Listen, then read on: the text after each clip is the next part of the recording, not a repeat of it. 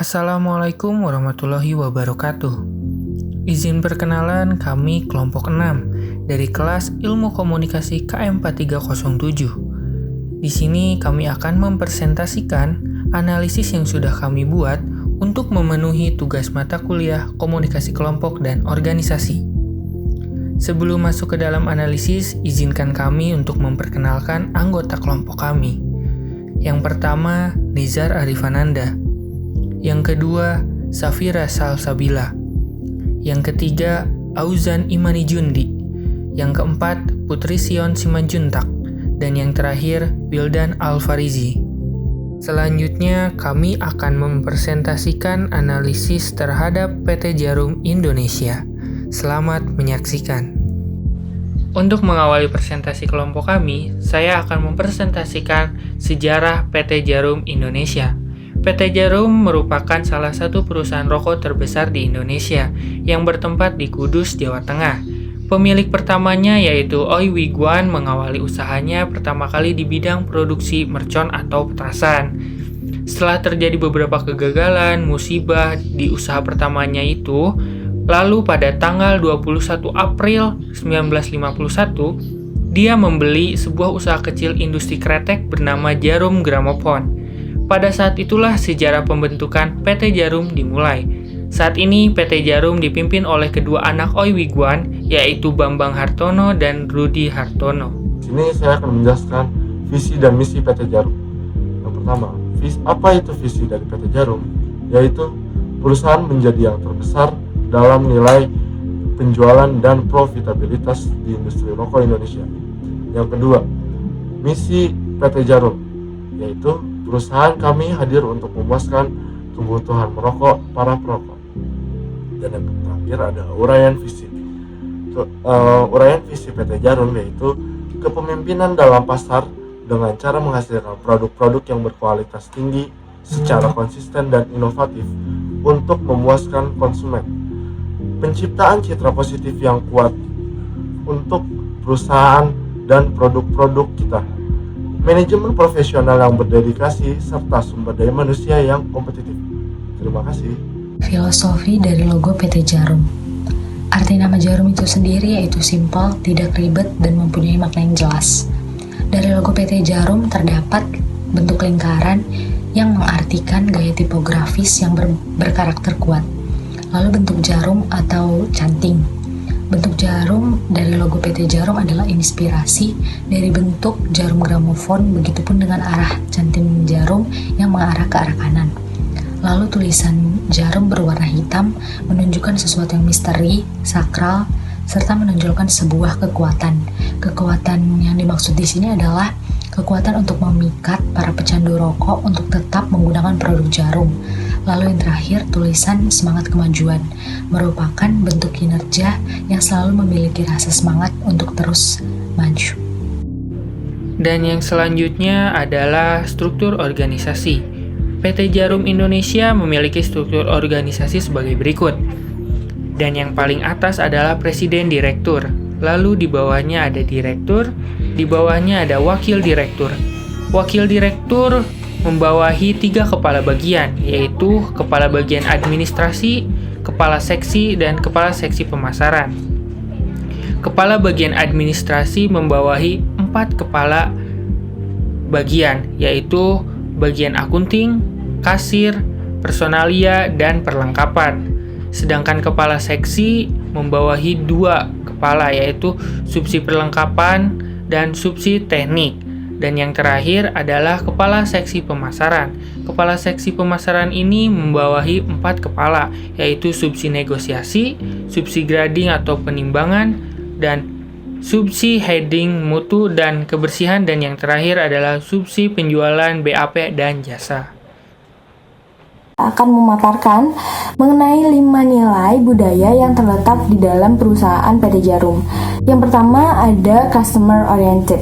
Customer oriented di sini merupakan bagaimana PT Djarum melihat peran dari customer-nya. Bagi PT Djarum, customer merupakan jantung dari ada atau tidaknya sebuah perusahaan tersebut. Berdirinya sebuah perusahaan tersebut juga dipengaruhi oleh peran dari pelanggan tersebut. Mendengarkan dan memenuhi kebutuhan customer merupakan cara yang ditempuh untuk memuaskan kebutuhan dari customernya tersebut. Lalu yang kedua ada rasa profesionalisme. Profesionalisme ini berfungsi untuk membangun perusahaan ke level yang lebih tinggi, ke arah yang lebih baik. Hal ini dimulai dari perekrutan karyawan yang dinilai memiliki potensi untuk membawa perusahaannya ke arah yang lebih baik lagi. Profesionalisme berpengaruh kepada pengimplementasian strategi-strategi yang telah dirancang yang akan direalisasikan dengan penuh keyakinan dan penuh optimisme. Lalu yang ketiga adalah learning organization. Learning organization di sini PT Djarum sebagai sebuah organisasi yang menyadari akan kedudukannya di tengah masyarakat, di tengah publik. Maka oleh karena itu, PT Djarum ini selalu belajar dari karyawannya terlebih dahulu sebagai publik eksternalnya, baru ke masyarakat umum sebagai publik eksternal dan juga lingkungannya, yang secara terus-menerus agar PT Djarum ini mengetahui hal-hal apa saja yang tengah terjadi di masyarakat. Dengan dilandasi oleh rasa kepercayaan dan keterbukaan, PT Djarum yakin dan berani untuk melakukan inovasi-inovasi tanpa adanya rasa terancam akan kegagalan. PT Djarum juga membuka pintu selebar-lebarnya kepada perusahaan-perusahaan lain untuk berbagi pengetahuan, berbagi pengalaman sebagai bentuk evaluasi kepada perusahaannya. Lalu yang keempat adalah satu keluarga. Satu keluarga di sini bukan dalam artian hubungan persaudaraan, hubungan satu darah, tapi PT Djarum sebagai suatu himpunan yang punya pertalian yang khas dan mau hidup bersama-sama dengan tata cara yang telah disepakati bersama untuk mencapai suatu tujuan bersama. Kekompakan dari segenap jajaran, manajemen, dan karyawan, mereka bersama-sama untuk memajukan perusahaan dengan didukung oleh orang-orang yang solid dan kerja keras satu sama lain. Lalu yang terakhir adalah social responsibility.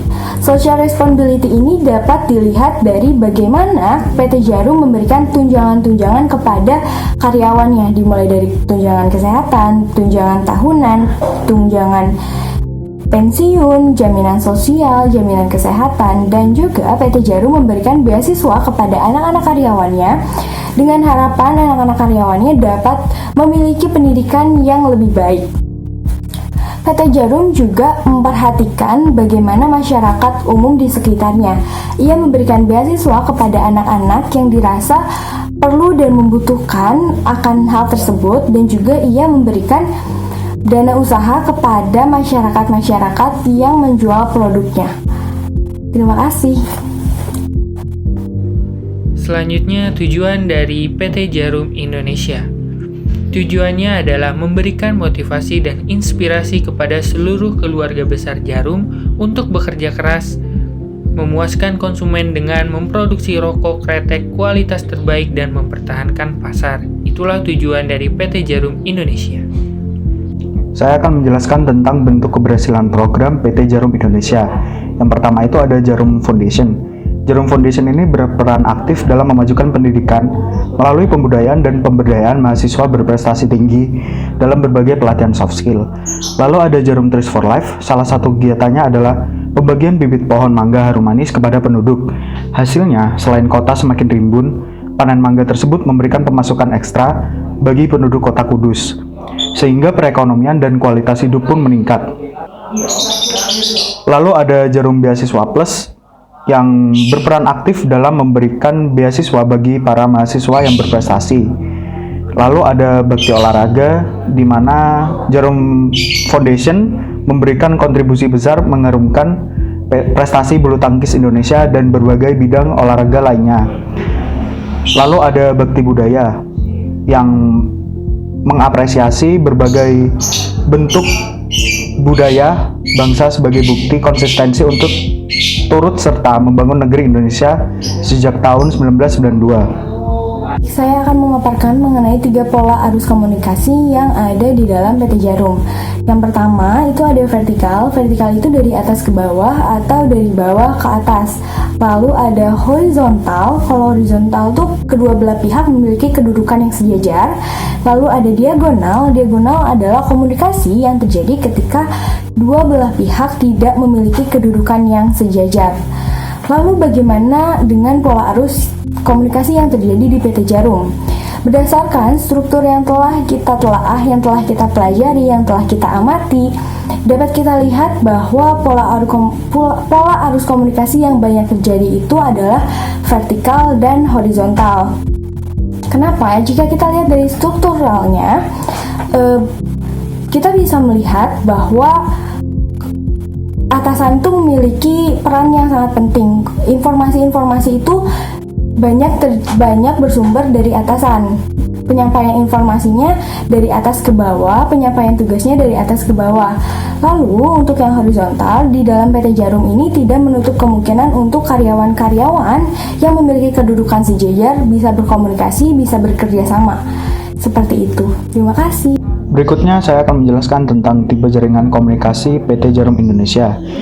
Kami sepakat tentang tipe jaringan komunikasi yang ada di PT Djarum Indonesia itu cocok dengan tipe jaringan komunikasi Y, di mana pengertian dari jaringan komunikasi Y itu adalah bisa digambarkan seperti huruf Y, di mana 3 orang anggota dapat berhubungan dengan orang-orang di sampingnya seperti pada pola komunikasi rantai. Tetapi ada 2 orang yang hanya dapat berkomunikasi dengan seseorang di sampingnya. Mengapa kami memilih tipe jaringan komunikasi Y? Karena sebagaimana pola komunikasi organisasi, suatu kelompok juga memiliki pola komunikasi yang dapat memberikan kepuasan kepada para anggotanya dan cepat menyelesaikan tugas kelompok. Sebuah kelompok cenderung untuk membangun jaringan komunikasi di antara anggota kelompok dan pemimpin yang mempengaruhi siapa yang berbicara kepada siapa. Agar fungsi kelompok ini dapat berjalan dengan efektif, jenis-jenis informasi hendaknya mengalir melalui jaringan komunikasi sehingga informasi dapat menjangkau orang yang tepat di saat yang tepat. Nah, menurut kami pola jaringan komunikasi ini sangatlah cocok dengan PT Djarum Indonesia, di mana struktur organisasinya juga besar dan memiliki banyak anggota serta yang pasti banyak informasi yang lalu lalang di organisasi tersebut. Sekian dari kelompok 6. Mohon maaf bila banyak kesalahan. Akhir kata, wabillahi taufiq wal hidayah. Wassalamualaikum warahmatullahi taala wabarakatuh.